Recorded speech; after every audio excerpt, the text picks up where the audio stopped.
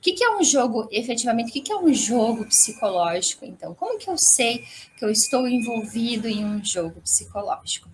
Quando a gente fala em jogo psicológico, a gente precisa olhar para a questão de que um jogo psicológico ele é um padrão pré-estabelecido, tá? E entendendo-se que é um padrão, não necessariamente a pessoa que está fazendo esse jogo psicológico com você, ela pode ter consciência sobre isso. Então, aqui a gente responde uma pergunta sobre maldade. Ah, a pessoa ela pode estar sendo maldosa fazendo um jogo psicológico comigo?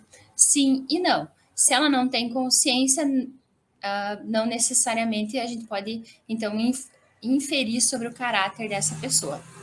Ela tendo consciência sobre isso, muito provavelmente, então, ela já está num nível bem patológico, fazendo isso propositalmente, e aí a gente já não está falando de uma relação saudável.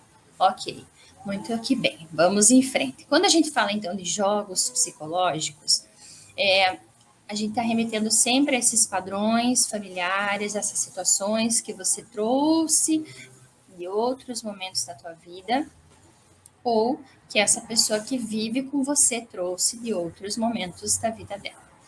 Quando você se relaciona com uma pessoa, independentemente se essa pessoa é o seu companheiro, a sua companheira, ou se é uma pessoa do teu trabalho, ou se é uma relação de amizade, você precisa levar em consideração que essa pessoa não vem sozinha para dentro dessa relação.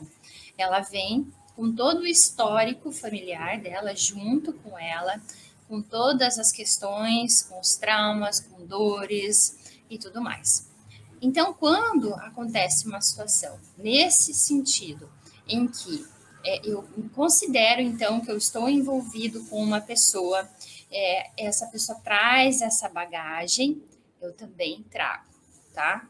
Agora, o que é interessante vocês observarem aqui e se atentarem e tomarem cuidado em relação à vida de vocês. Vocês também trazem essa bagagem, vocês também vêm com essas experiências de vida, de relacionamentos, de traumas, de dores, e isso também influencia na junção dessa dinâmica dessa forma. Então, você não pode responsabilizar uma pessoa por você estar sendo manipulado, por exemplo. E eu sempre falo aqui para vocês, a gente não entender as coisas, a gente não entender as dinâmicas inconscientes, o não entendimento não vai livrar vocês das consequências do que acontece numa dinâmica como essa. Então, eu quero que vocês olhem para isso como se fosse um quebra-cabeça. Deixa eu só deixar o nome aqui, que eu esqueci. Como um quebra-cabeça. Sendo um quebra-cabeça, só vai fluir se as peças se encaixarem. Essas peças, elas se encaixam quando o meu inconsciente, ele se adequa ao inconsciente do outro dentro dessa dinâmica que espera-se dentro dessa relação. Observem, então, por exemplo, uma pessoa que ela cuidou muito da mãe, sempre cuidou da mãe. Aí ela se relaciona com alguém que precisa de cuidados. Mas ela age com esse adulto que convive com ela, como se esse adulto realmente precisasse de cuidados. E eu não estou dizendo aqui que a gente não precisa ser amoroso, afetivo nas nossas relações, mas a gente precisa aprender a tratar os adultos como adultos.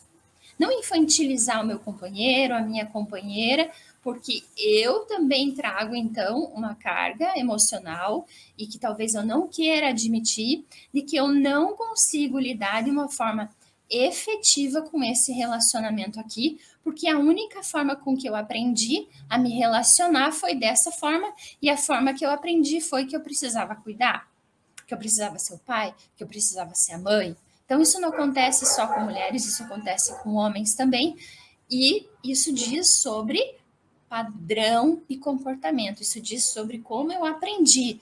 Só que lembrem, quando a gente vai trabalhando a consciência, quando a gente vai trabalhando o amadurecimento, eu não posso simplesmente falar, eu não sabia disso, eu não vi isso, não tem como desver o que a gente viu.